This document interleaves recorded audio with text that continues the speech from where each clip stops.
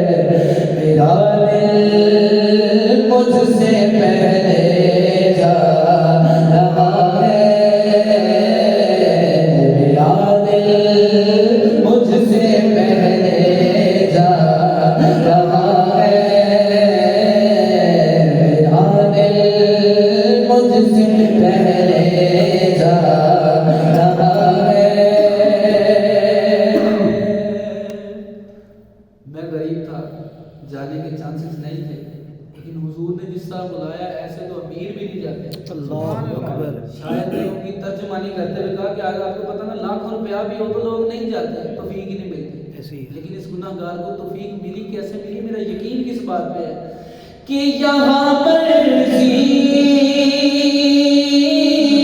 نہیں چلتی کسی کی، یہاں